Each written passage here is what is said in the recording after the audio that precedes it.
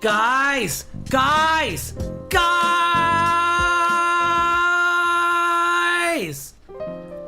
The intro is looping, oh no! Hello. Welcome to Tardis Wiki Roulette.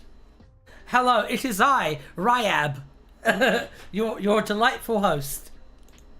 Homage cover. Suggestion Omega and how he should actually look. Is that a page? I don't think that's a page. I don't think Omega and how he should actually look is a page. Oh my god, is that Ryan Molyneux from Something Blue Audio? It is! It is! It is! It is! It is! It is! Hello. Hello. Hello. How are we today? That's a good drink. Not a sponsorship. How we doing? How we doing? What's going on? What's going on? There was an episode of there was an episode of Doctor Who that came out. Believe me, we're gonna talk about it, but I wanted to do the format of the show first for a little bit, so we're gonna spin some wheels. Yeah, baby.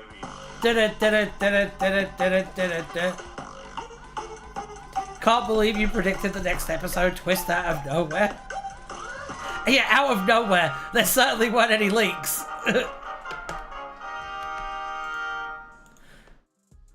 Showed my son the regen, he facepalmed and said, "Why is it Rose?" Well, you see, Rose was the first face we saw on this version of Doctor Who.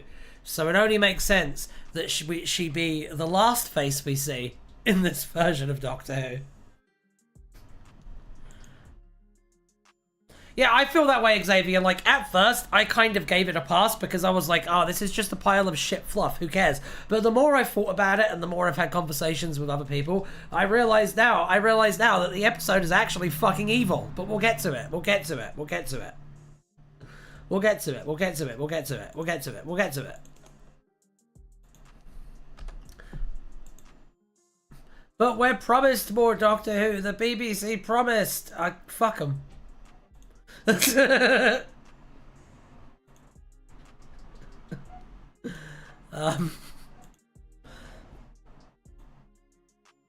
I do like Billy. I like Billy as well, but I don't like the idea of Billy being written by Russell T Davies.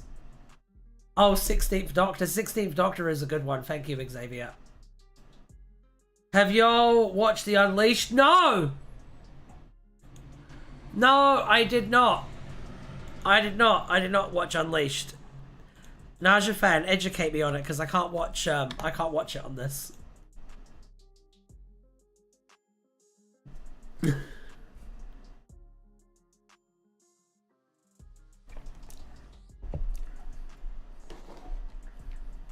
Does it get worse if you've watched Unleashed? Probably.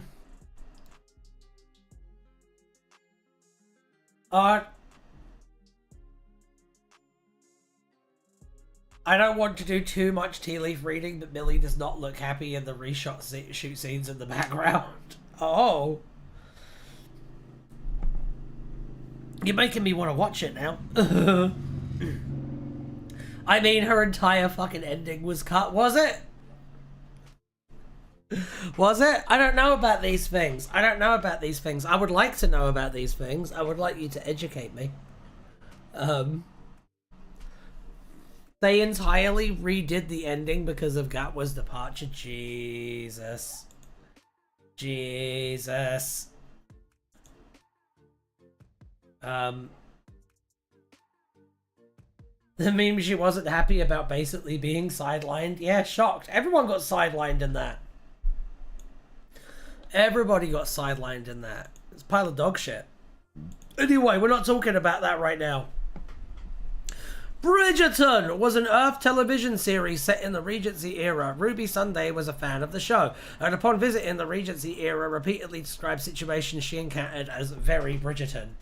A family of Chuldur, a species of shapeshifters who enjoyed destructive cosplay and roleplaying, were suspected to be fans of Bridgerton because they infiltrated Regency-era England in 1813 and began impersonating members of society. Behind the scenes, several actors from Doctor Who have also appeared on Bridgerton, including Golda Rochevelle and Adjoa Ando. Ryan, when will the answer Doctor bi-generate?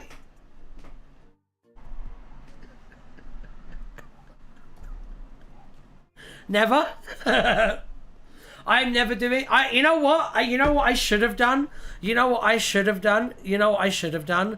the 2023 Something Blue Audio Christmas special, I should have been like, ha, fuck you, I'm gonna do a quad generation.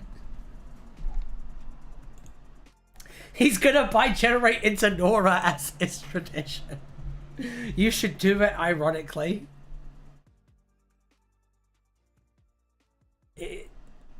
Wait a second. It's believed that the original ending featured Ruby sacrificing herself for Poppy, and it would have progressed to a party scene where Susan watched over the Doctor, setting up season 3. That sounds way better. That sounds way better. Babe, wouldn't you love that if Ruby died? Yes. See? All roads lead to answer. Mr. Remworks, there's only two scenarios that I think are good enough for an answer Doctor regeneration. One of them is I want to regenerate into the actor Adam Lloyd. Because it would be really funny. And the second one that I would like to do is I want to regenerate into William Hartnell.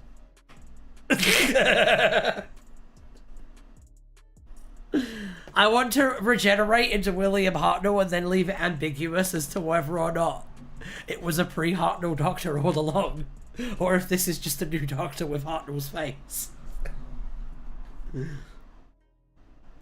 Her first story featured her being erased from time, and her last story would have featured her being erased from time.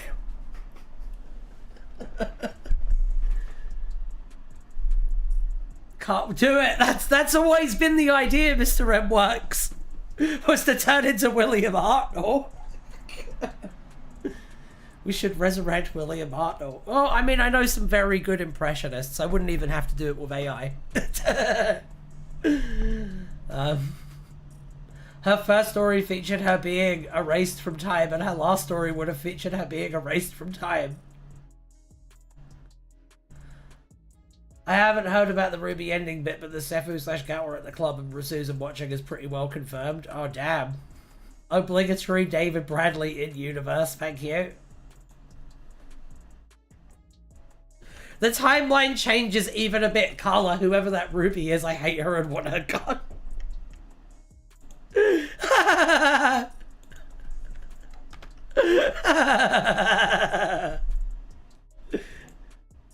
Miranda?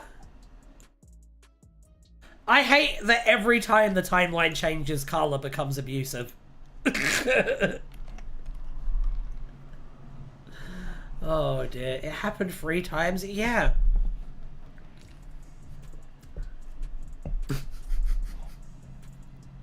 It's almost like RTD has some latent misogyny and racism issues. What are you talking about, Najawin? No, RTD being accidentally racist wouldn't happen, couldn't happen.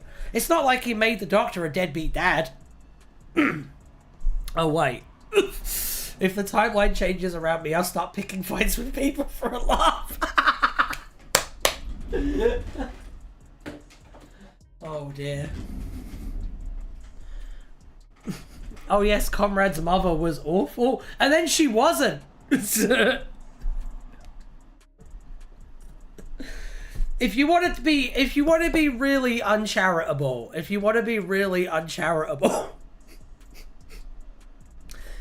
like, you could point out that RTD has some issues with race, and that, I think, is bang on the money, basically. I don't think that's being uncharitable. I just think that's observable.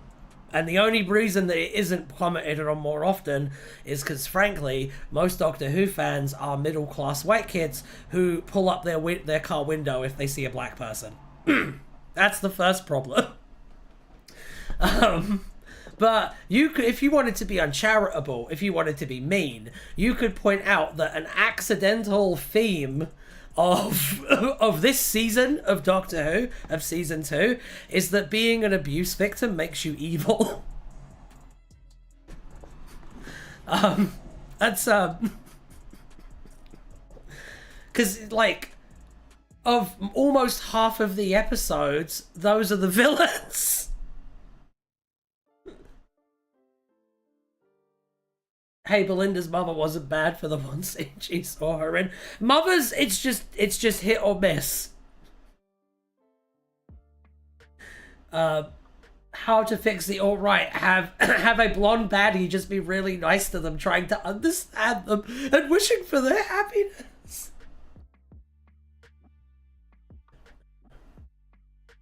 Theme of season 2, if anything, Eccleston has been too nice about RTD. There's lots of little things. There's lots of little things. There's lots of little things. The writing, the logic of the episode is terrible. It is terrible. It is terrible. We keep being like, we're not going to talk about it, and then we're not going to talk about it. As far as this concept has been depicted in media, it is the worst I have ever seen. I've been documenting cases of people having memories of rewritten timelines for a wiki page. This episode feels like it was designed specifically to spite me. Oh god. It's like a flying elephant on fire. We have to address it. Yeah, but my problem is, my friend, my good friend, Mr. M Works. By the way, subscribe to Mr. M Works if you haven't yet. They're a very good YouTuber. My issue is that we're just going to end up not spinning any wheels all the time and talking about the episode. So I want to spin one more wheel, and then we'll spend the whole fucking rest of the stream talking about the episode. So keep it all held in for now. We're going to do it. Yeah, baby. Also, yes, hi 4chan.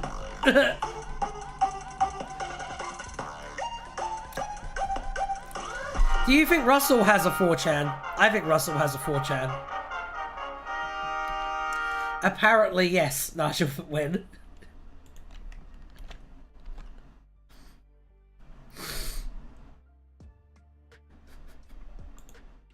Okay, let's learn about the star, Miss Belinda Chandra. Let's do that.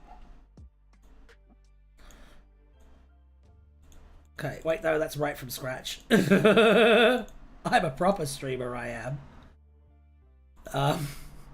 Miss Belinda Chandra was a star in the constellation of Orion. It was named for Belinda Chandra as a gift from her then boyfriend Alan Budd. The star was the sun of the planet Miss Belinda Chandra 1. The star was located in the constellation of Orion at the right ascension 04H52M 31.96S and the declination plus 1415 2.31. As for visibility, the star rose at 1803 and set at 842. This is all very exciting.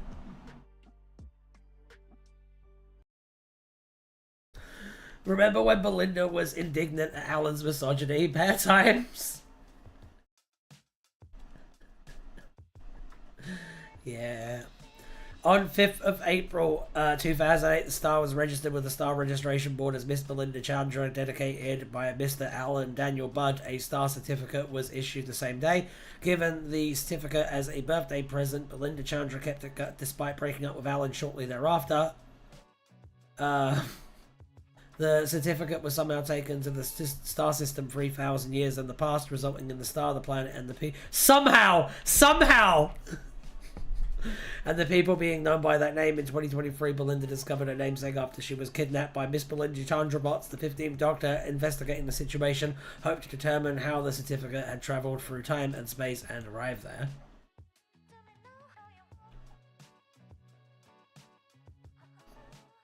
I wish Belinda was in the finale. Wish they replaced her with another character.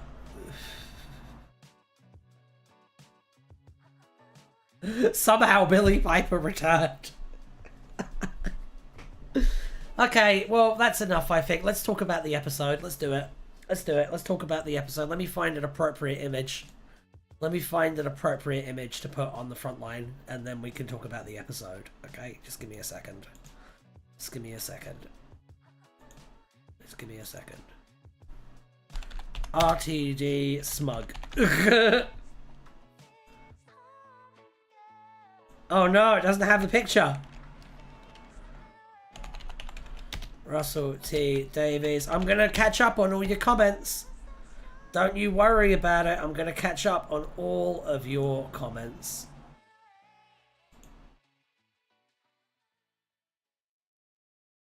I'm going to do all of them. Don't you worry. Don't you worry about that. I've got you. Just give me a second. Just give me a second. Just give me a second. Because I have to do a thing. Presentation's sake. Look at that. We've got our own console now. Look at that. Isn't that perfect? Isn't that the perfect venue for discussing this fucking episode? Yeah. Boop. There we go. There we go. Take him away. I don't want to look at him. You're going to look at him. We all need to know who's responsible for this, okay? You simply have to understand, Ryan. He's very clever. Oh! Oh! Can we make that like a thing? If I ever start selling merch, which is something I can totally do. If I ever start selling merch, would you like a "you have to understand I'm very clever" t-shirt? That's what I want to know.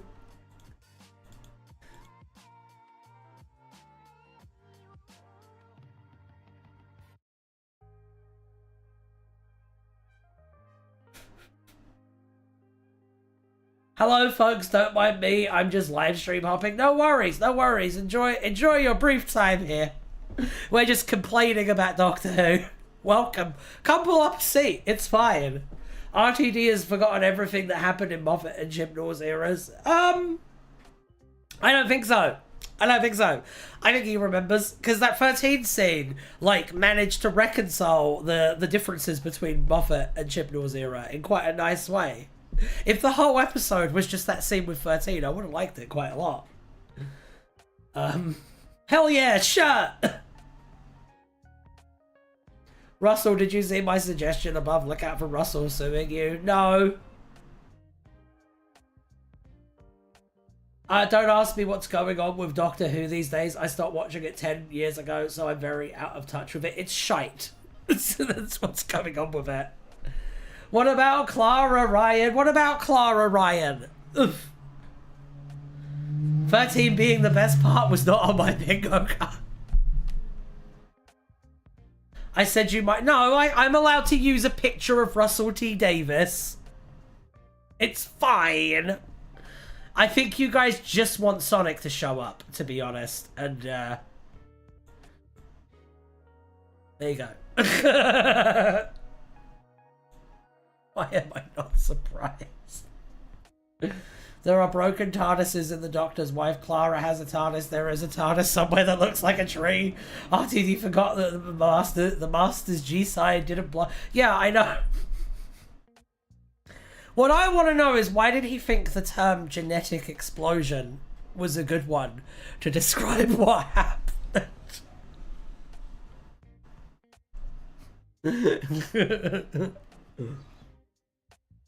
One good thing though, say a good thing. Say a good thing. Jodie's appearance was nice. Rani has a time ring? They're just meaningless trinkets at this point.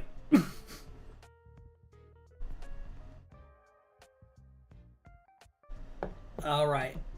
My god, people. My god. My god. So yeah, the reality war. Are we going to talk about the bad plot or the bad messaging first? Which one do you want to, like, cover? I could write a series about a cosmic hobo named Bob looking for his mojo throughout the multiverse. That is Doctor Who!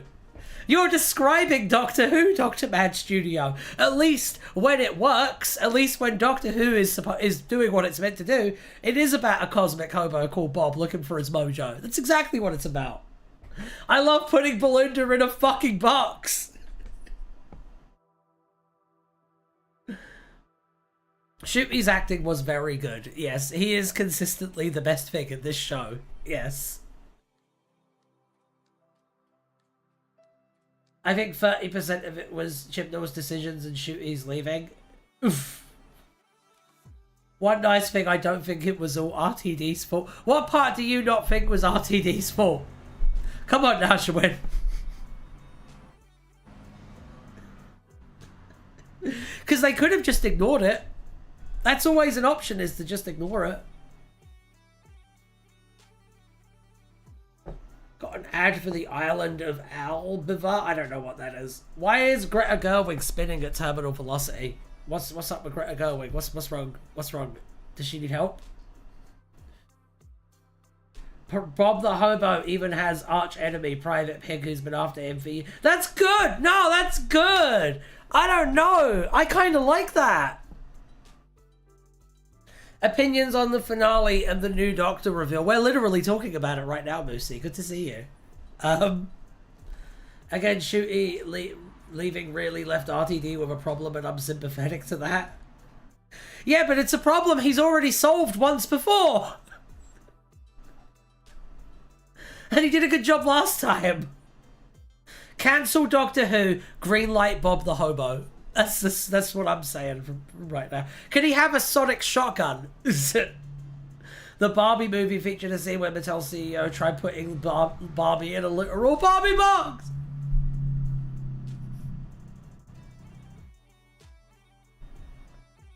And Spyfall, I think, basically left the show gut shot a little bit. A little bit. Why didn't he just not show the ending of the regen? Opens it up and you don't need to rush or use nostalgia bait. Because then you don't get to use nostalgia bait. Then you don't get to have, oh my god, Billy Piper's Doctor Who be a trending topic. And it's all about content generation, Mr. M Works. I like this Bob idea. I like this Bob idea, Dr. Mad Studio. Can I tell you what I like about it? I like that I like the Private Pig guy. I like the fact that there's a cop relentlessly pursuing him, because it kind of adds like a Jean Valjean and Inspector Javert element to it that I really enjoy. To be honest, that'd be a pretty good run of Doctor Who.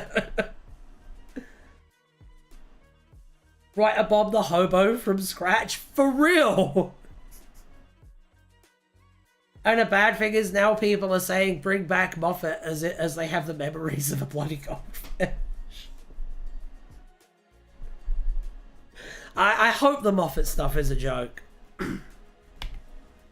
I do think, I will be fair to the Grand Moff though, I do think he would do a better job than Russell has. I do think that if we did have Moffat 2 instead of RTD 2, I do think the result would be a little better. I still think the show would be doomed eventually, but I think that the holding pattern would have been able to hold on for a little bit longer. But right now, as Xavier just very wisely said, the show needs a second Wilderness era. It needs it. To be frank, it needs a big new pool of ideas for the next TV show runner to rip off and then blacklist the person who wrote them originally. Lawrence Miles. We need that, essentially.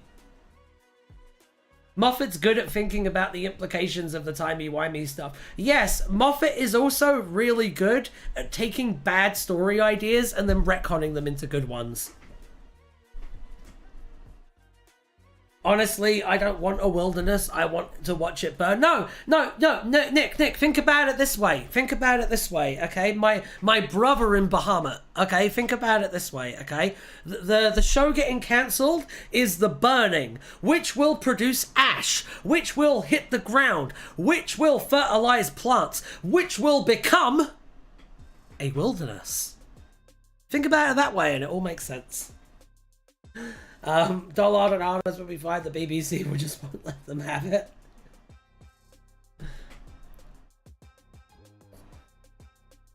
I don't think Moffat would have accidentally forced Belinda to be a mother. Yeah, I want to point out that all of the bad messaging takes from Moffat's era, and there's really only 2 of them, but both of them were written by someone else.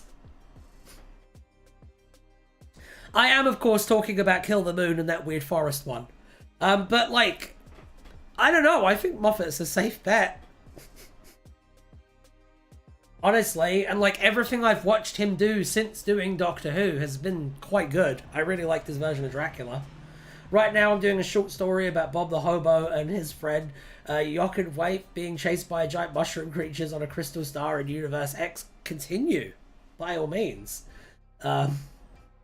It's funny that the 2 main showrunners were Wilderness era babies. One of you is going to end up doing it. That's all I'm saying, is it's going to be one of you fucks in charge in like 15 fucking years. Just remember this.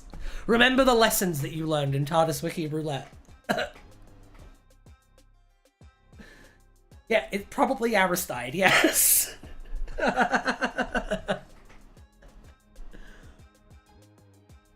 If it's me, I'll make Tapey canon. For those of you who don't know, Jochenthwaite is from Roger and the Rotten Trolls. Only 90s kids like me would remember that show. Ha! Joke's on you, Dr. Bad Studio. I am a 90s kid and I don't remember that at all.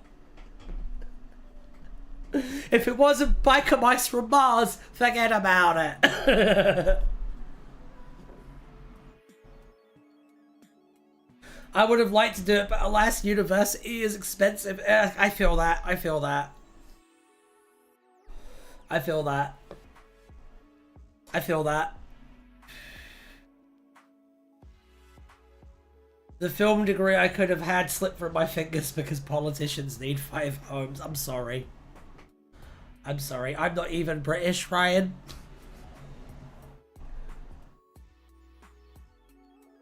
It usually aired on CITV alongside The Worst. I remember The Worst Witch. I remember The Worst Witch. Those were the good old days.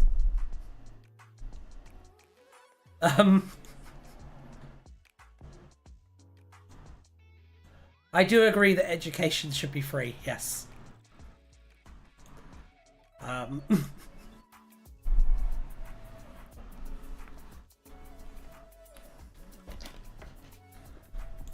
I have zero inside information, just speculating. Yeah, I don't have any inside information either. What I have is pattern recognition and good instincts.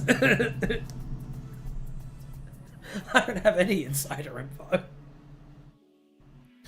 Just there was no Doctor Who in the 90s, therefore the 90s. Don't you think it's interesting that the 90s was like one of the most peaceful decades we had, and there was no Doctor Who? And then Doctor Who came back, and everything went to shit. And now civilization is collapsing. Since my Doctor Who along mine, I found a great replacement for it. It's not a TV series, but an audio drama. What's the audio drama, my dude? Doctor Who wasn't needed. 2016 was chaos and there was no Doctor Who then. Yeah, I know. We needed Peter Capaldi in 2016, man. Peter Capaldi should have broken the fucking 3-season curse. They should have let him be the Doctor for like 8 years, man. The Byron Chronicles. Yeah, I've never heard of that. That sounds cool. I have to check that out.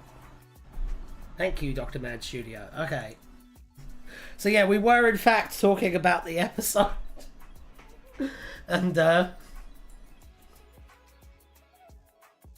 no, he's old. No one likes that.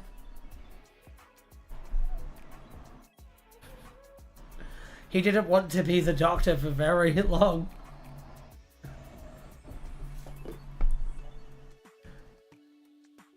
I've heard conflicting things about that. That's all I'll say. I've heard very conflicting things about how long Peter Capaldi wanted to stay on. I love how almost everyone here is just drunk.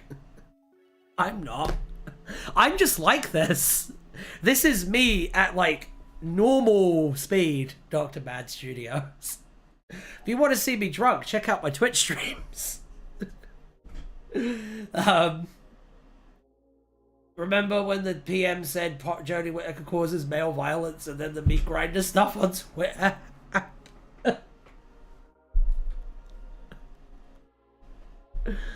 Don't.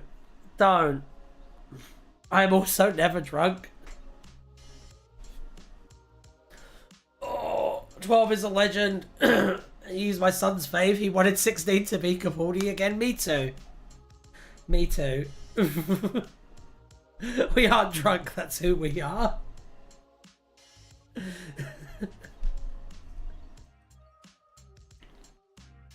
Viva la Revolucion.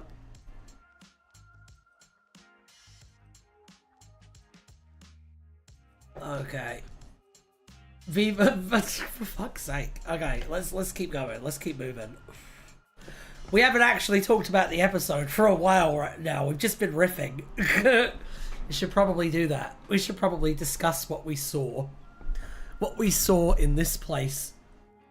I have my audios. I should listen. You should listen to this.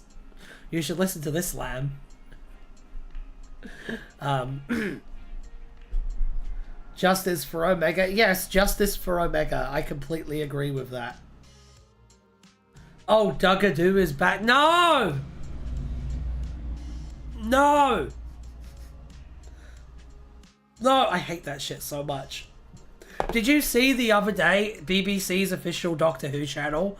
They did a stream of Dugadoo, like, for 24/7. And at one point, only, like, 13 people were watching it. And, like, I know for a fact that if you're a channel where you have over, like, 50k subscribers, and you have a stream where 10 people are watching, or every video you put out for the next month is going to be a flop. Just a fun fact. What the hell is Dugadoo? It sounds like a sex tape. Dugadoo, how do we even get in? Someone explain Dugadoo to Dr. Mad Studio, because I can't do it. I can't do it. I literally lack the cognitive capabilities to achieve this task. So someone else is going to have to do it for me. Put Dugadoo on right? No! I'm not! No! Fuck you! You have any idea how quick Murray Gold is going to come down on my ass if I put Dugadoo on?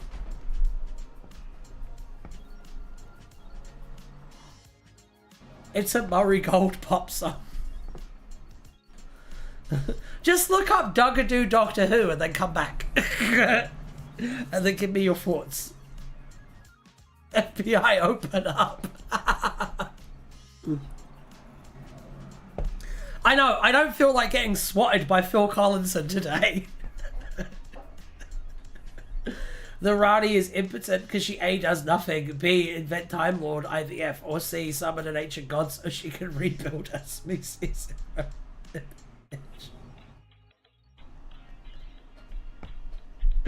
Invent Time Lord IVF. I know, honestly, there was a point about 15 minutes into the episode, Xavier, when I was like, hang on, is her plan even evil? Like, hang on, maybe we should just let her do this. Basically. If you have a problem, if no one else can help, if you can find them, maybe you can hire the B team for Bullet. The Rani is meant to be a genius and she does the single most stupid plan. Okay, Ryan, explain the poppy thing to me. I am confused. I don't know. You think I know? I still don't get what the point of the first baby was. I still don't get, like, when she goes in and murders that family and, like, takes the baby and then, like, that baby, I get it's important to the plot, but, like, it's also just not there. I got stuck on the genetic explosion. Were they talking about the Time War, the Master's Bomb? Which explosion? They were talking about the genetic explosion in my pants! Sorry, I had to. I'm not sorry. When reality went back to normal, shouldn't she be a space baby? Yes. Yes. So, like, did Captain Poppy just get removed from history? Are there two existing at different points in history? How does any of it work? In the Doctor's daughter, humans made Lou. Yes, they did! Oh my god, they did, Xavier! That's so true! That's a really good point, Xavier. It was just bad. And to be honest, like, I don't feel like I can muster the energy to get angry anymore. I'm just done. I'm just kind of just done with Doctor Who, to be honest. I don't care anymore. My passion for it has been, like, beaten into the fucking dirt. Rani somehow wasn't smart enough to make looms. That the Doctor didn't need to bring her back because she was a space baby. Yeah. Basically.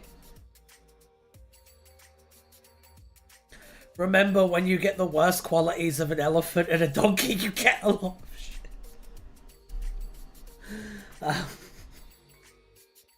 That was the... I'm excited for the 10 hours of Star Trek Big Finish I have on my queue. That is something to get excited about. Also, what about all the other puppies that would have existed by forcing queer people to have heteronormative lives? Do they exist now, or are they not as important as this particular one? They don't exist.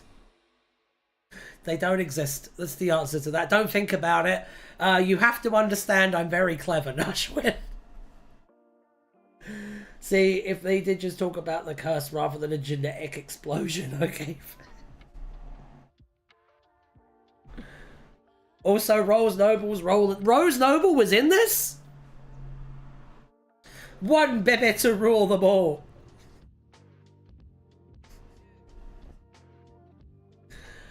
Oh, what a bunch of shite. 2 lines. Roll is charitable. Wait, why did Poppy show up in the story engine? Foreshadowing!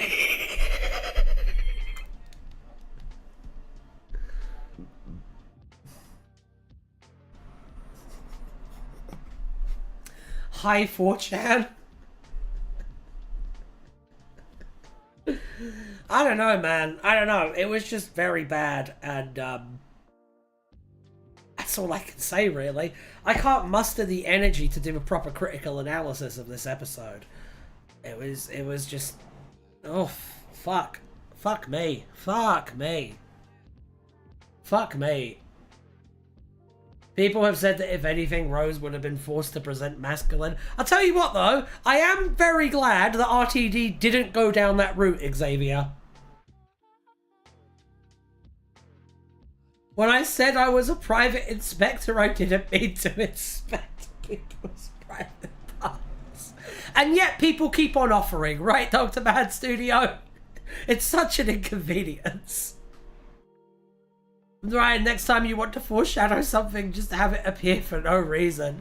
There was some sort of an explanation of the story of the finale leaking, but it wasn't enough of a justification. I definitely think that story was fucking leaking somewhere.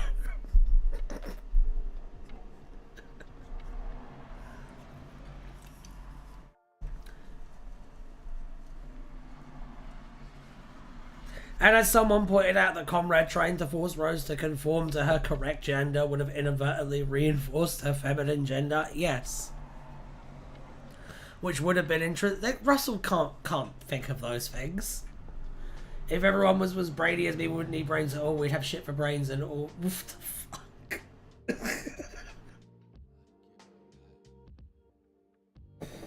Alright. Oh! I don't have anything to say on this. It was bad. It was bad. Why was 15, when 15 regenerated, why was he shooting electricity out of his hands? No doctor, when they've regenerated, has ever shot electricity out of their hands. Why did Shooty Gatwa shoot electricity out of his hands? Can someone explain the electricity out of his hands? Dr. Bad thinks we're all drunk. Turns out he's the drunkest of us all. For real though, like, what was with that? What was with the lightning hands? Because he wanted to shift reality. He felt like it. And Different effect. I'll be honest, I've been starved for a different visual. Ryan, read my message. Oh, hang on. Which one? Comrade is the type of person to say trans men aren't women and become an accidental. Oh, that was quite funny. I miss classic Who trying different visuals. Oh, I agree. I just think it was weird to give shooting Gatwa lightning powers. Because of the implication. Do you not know about the implication, Mr. Edworks?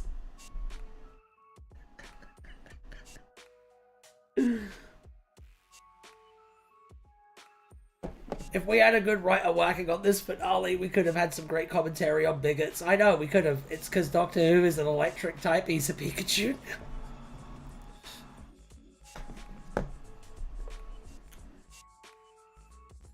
RTD watched Shazam beforehand. I love that you guys are all such sweet summer children. That you don't know what I'm talking about. You're all wonderful.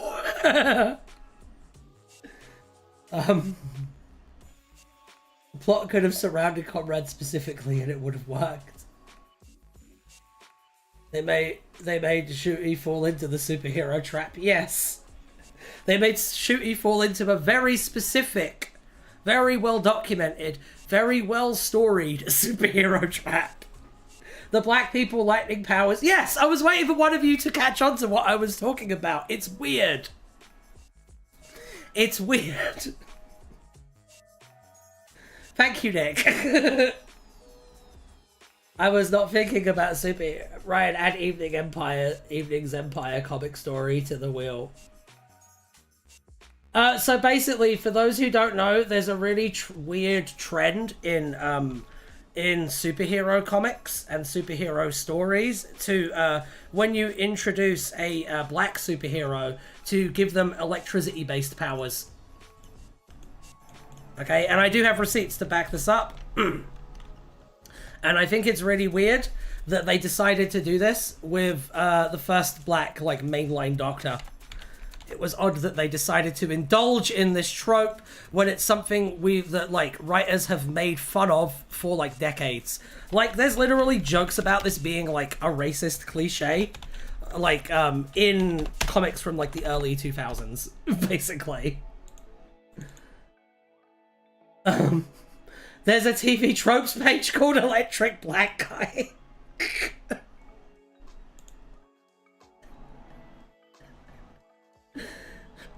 DC has so many. I'm looking at the page right now. Okay, you got Black Lightning, you got Static, you got Thunderfall, you got Coldcast. You got, yeah, Coldcast is meant to be a take on Jack Hawksmoor from the super team The Authority, and they made him black and they gave him electric powers. Fucking Miles Morales Spider-Man, they gave him electric powers on top of his spider powers. You got Storm. You got Miles. You got Volt. It's literally used as a plot twist in Irredeemable.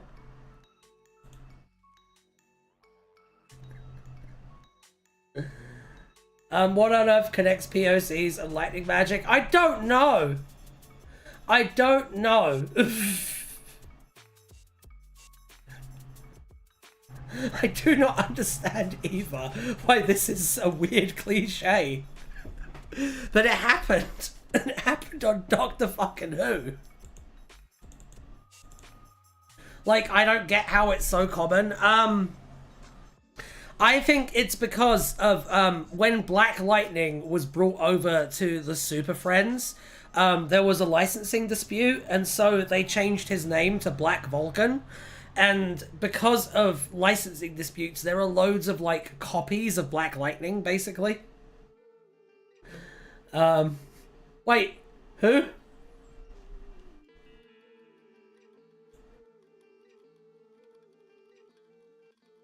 There was an original Black Electric superhero and everyone copied him. Oh no. Anyway, time I sort out this 300 pages of paperwork, life's too short if you take everything for granted. Have a laugh, folks, and keep your spirits up. Well said. Well said. See you around, mate. See you around. It was also so fucking weird for Belinda's character arc to be a mom. Yes, it was weird. It was very weird. The whole thing was weird. I want some donuts now. I want to go out and get some donuts.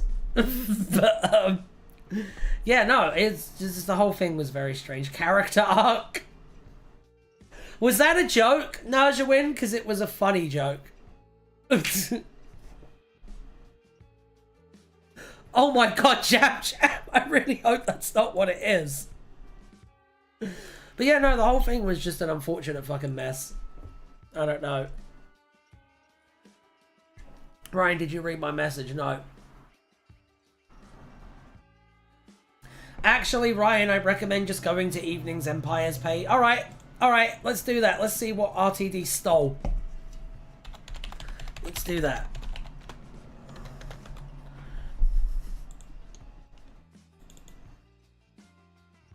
The Doctor has an arc. Everybody gets an arc.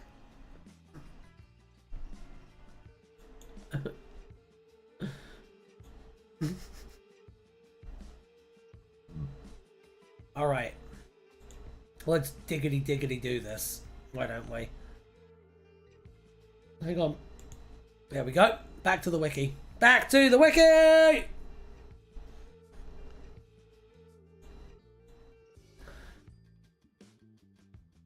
Wait, so in this Wish world, the Flinks just became a box? Yes.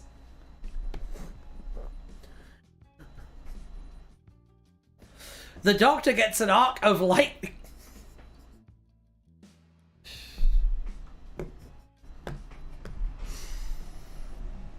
So weird. Such a weird choice by Russell.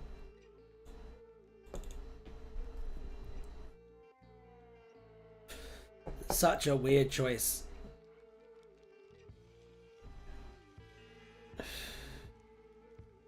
I saw someone suggest that the plan is to adapt the Empire of the Wolf storyline, hence the comment about Empress House. I think that's cope. That sounds like cope. I think Russell's just ripping stuff off, to be honest. Because he's done that before. We know that Russell T Davies is a plagiarist.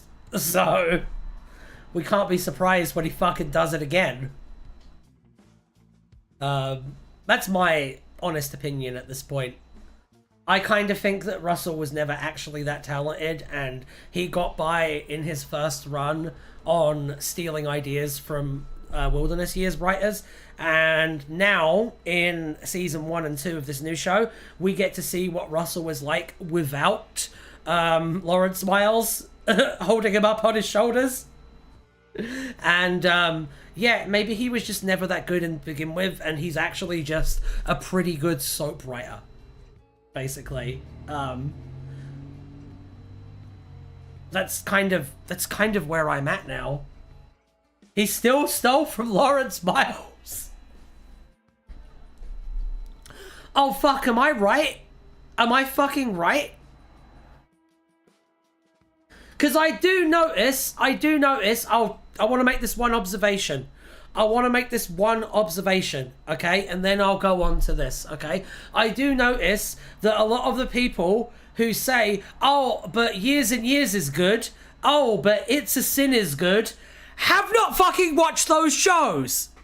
They've just heard they're good on Twitter and repeat it like fucking zombies. I have noticed a lot of that. The Bone Palace, you have watched them. Najawin, where am I at with this? How accurate is my theory?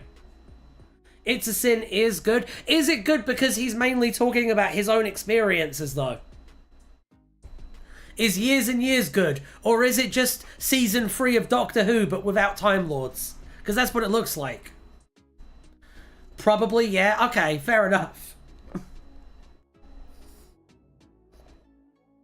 Years and Years is mixed. I get ya.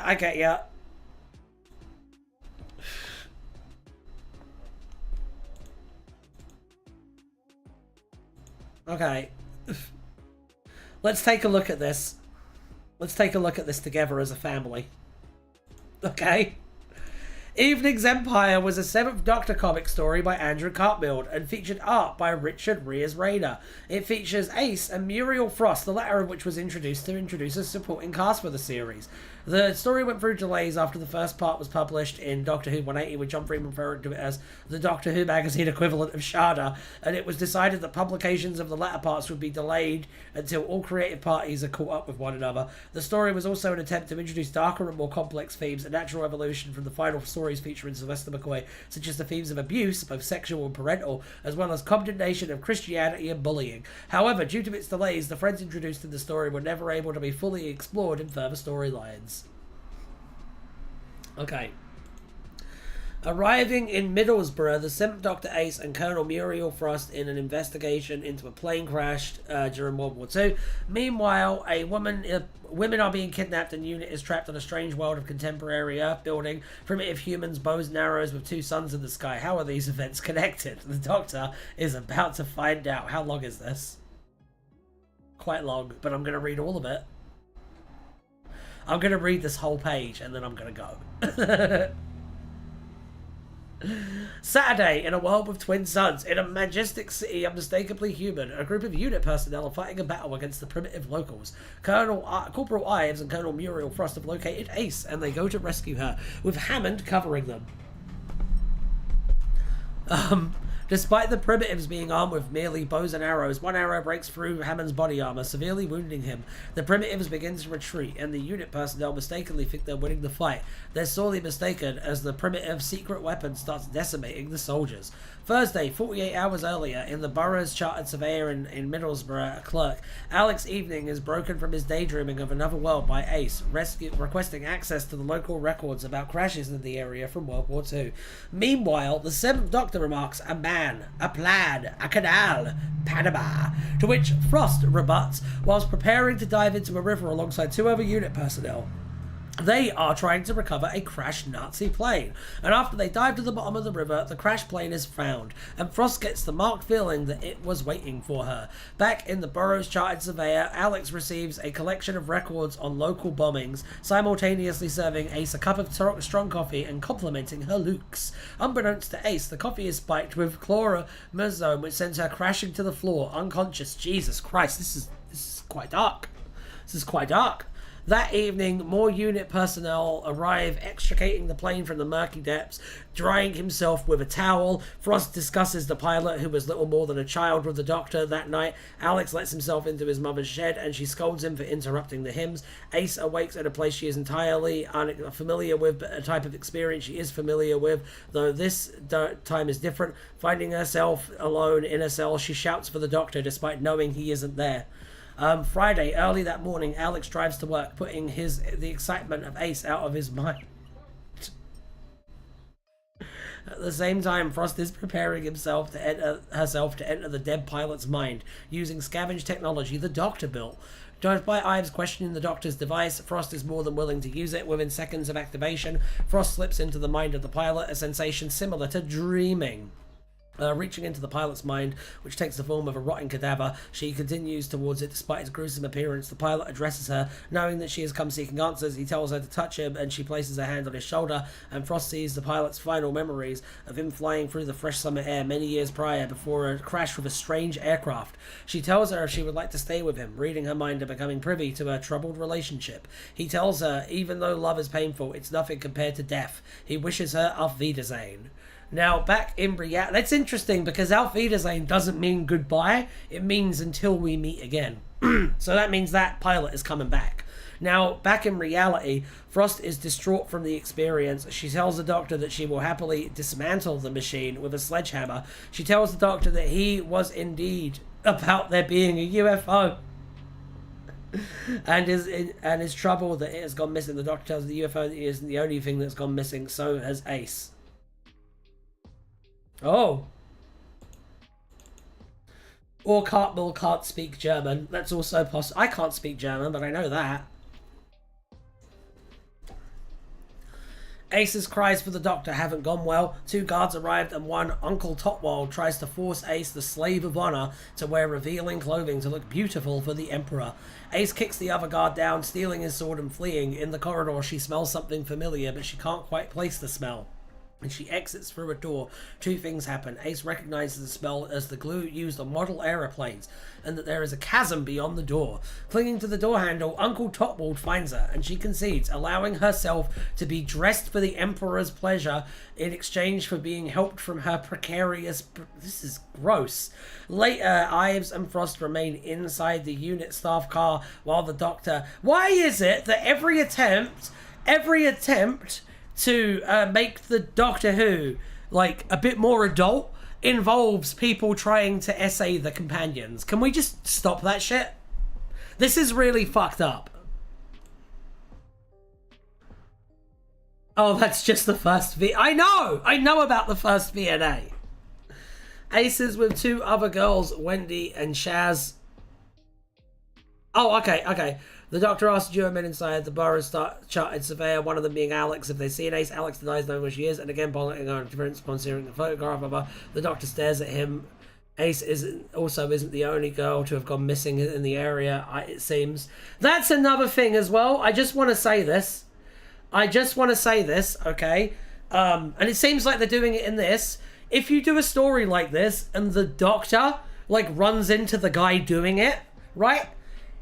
Immediately on the spot should be able to figure that out, okay? On the spot. If not, out of character. Ace is told about what day it is, and Uncle Totwald, approaching Ace, tells her that today is the day that the Lord returns.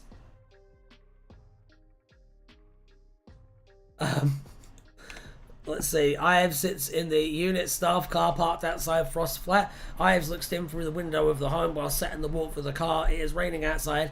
Ice imagines how Frost grew up, recalling her own childhood with the constant bullying from a trio of girls. She recalls the memories of being bullied about her weight, her appearance, and being pushed face first into tarmac. She distracts herself, imagining Frost and Nick together. However, for Frost, things aren't quite as idyllic between her and Nick as Ives imagines. He drives her, and after she tries to get him to talk about not fighting, he tells her even though she thinks the physical side is still good, he visualizes someone else doing it. She gets angry, the emotion fueling her like magic, and she holds a gun to his head. He goads her to pull the trigger, and even though a dark part of her inner psyche wants to do it, she's interrupted by a ringing telephone, distracting her from anger. Ives is on the other end. She tells Frost that the doctor has found the UFO. Ives... Ryan, you missed a bit. What did I miss? What did I miss?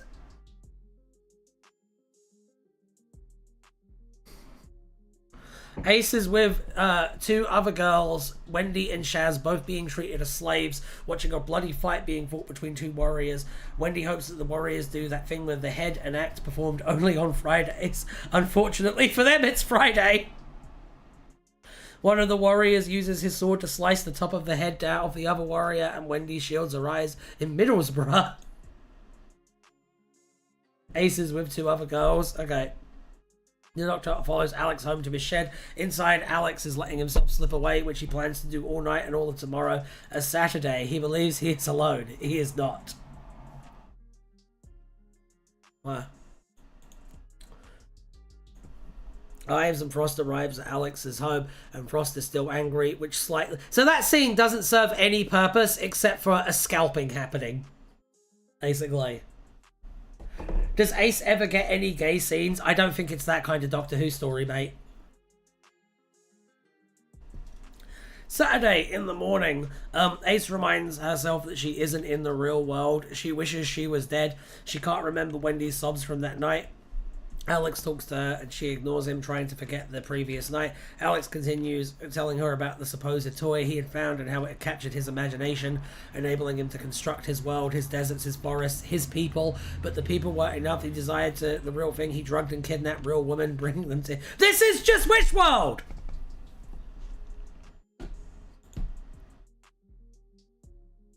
Oh! In the shed, the Doctor tells Ives and Frost about the Kadite Mind Treader and its ability to journey through space to find new intelligences to weave realities for. He knows it is creating a new reality in the boy's mind. He tells Ives and Frost to follow him to his TARDIS, and they bring a company of unit soldiers with them. In a world with twin suns and a majestic city unmistakably human, a group of unit soldiers are fighting a battle they're quickly losing against Alex's secret weapon. Alex reflects on the flaws of his world, telling Ace that he won't make them again. He blames everything on Ace, even though he can't formulate a reason why. Ives and Frost arrives, attempting to intervene, but Alex commands a Bible, a monstrous entity built on Alex's fear of the pain the Bible can bring, to attack Ives, the fat one.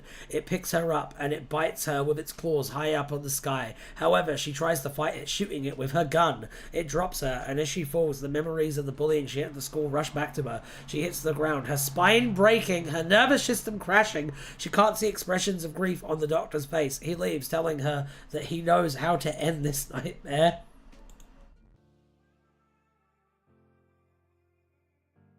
And the robot revolution. This is literally 3 of the 8 episodes of season 2. Alex screams at Ace and Frost, telling them that they have ruined it. He wants to wipe the slate clean and tells Khan to execute them, but is interrupted by the Doctor and his mother. He is taken aback but quickly gathers himself, instead telling Khan to kill the Doctor. The Doctor isn't scared, as he knows it is all over. As Janice reprimands her son, everything begins to shatter and the dream is over. The Doctor gathers any survivors, getting them to the TARDIS. He asks Ace if she is okay. She responds she isn't, but will be. They leave Alex's world, leaving his nightmare to begin. You missed a bit back in reality. Janice even looks down on her son after the strangers left, understand that something is wrong, but given strength by her faith, she wonders what is going on. Oh my god, accidental Christian messaging! It even has the fucking up the messaging part. In the shed once more, the Doctor tells Janice that her son is now in a coma. The Doctor, Ace and Frost leave, taking the Kadite Mind Treader with them, intending to release it into space so it can do good. Next to the river, the Doctor tells Ace that her recent memories of the terrible things that happened let her go, to let them drift away. She likens it to petals on the walker as she lets a broken flower fall from her grasp. Jesus. I don't like the symbolism there. I think that's really gross and misogynistic. But that's just me. The Doctor enters the TARDIS and Ace takes a minute to let everything go. Are we sure Cartmel isn't a secret evangelical? Are we sure? This was very Christian-y, I will say. An incel kidnaps the Doctor's companion and puts her in a world of his own creation, one that fits his more patriarchal values. He tries to do things against the consent of his companions. Hammond compares the world created by Alex to the Wild West. Frost tells the Doctor that if she doesn't return for her drive in an hour, her mum could have the Datsun. The machine the Doctor built for Frost to enter the mind of the dead pilot, which is partially constructed by Cyberman technology he collected after he destroyed a Cyberman warship that was orbiting the moon. On the counter in the Burroughs chart in Surveyor, there is a Smarties mug and a book, Slave Star by Scott Cochran. Originally intended as a multiple chapter story for Doctor Who magazine, only the first chapter was ever published in DWM. In November 1991, the remainder was abandoned due to production issues. In September 1993, the complete strip, colorized and altered, was published. This holiday special, although published in that... The exact year is never referenced in the story. It's 1999, so probably like 2000s-ish. Yeah, no, there's nothing here. There's nothing here. Okay, cool. When reading it, it was more critical of Christianity. Apparently, some people really don't believe that Gibson quit and think this was always the plan. I'm just not sure how they can buy that. Because, Najawin, Doctor Who fans are fucking delusional. I know people who think that Kablam is anti-capitalism. I know people who think that Now They'll See the Real You is just a clever way to get rid of the Master. And you're a racist if you see anything wrong with that. Like, Doctor Who fans are capable of immense self-delusion. Immense self-delusion. I don't know. It's pretty clear to me. It's interesting that Conrad put everyone in traditional families in Wishworld but kept Ruby in the foster family. Spite. That was spite, Nick Simmons. That's what it was. Alright. I saw Ian Levine believe in the show.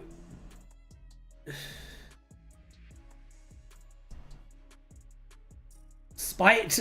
Spite to Ruby. Yeah, keep Ruby in a situation. Yeah, because, like, think about it, Xavier. From Comrade's perspective, being in a foster family is a fate worse than death because it's not a correct family. So leaving Ruby in that same situation is like a form of revenge.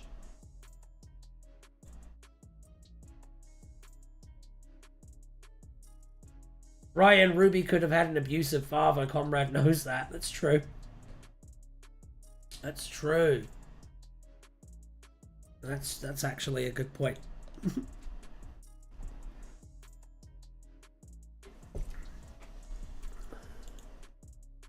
I think RTD just didn't think about it because he didn't think.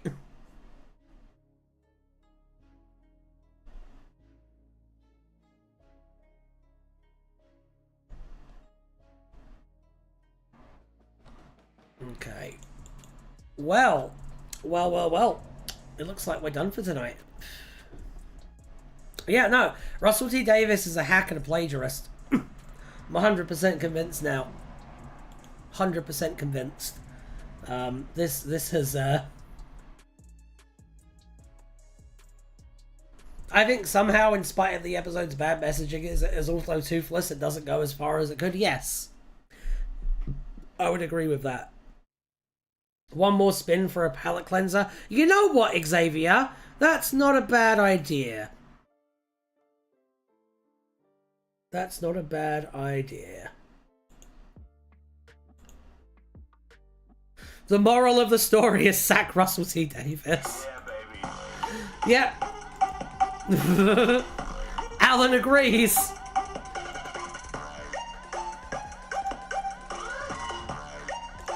The fuck? Just happened. Alan went rogue for a second. Joe Q Public. Let's have a look at Joe Q Public. Hopefully it's not too long. Yay!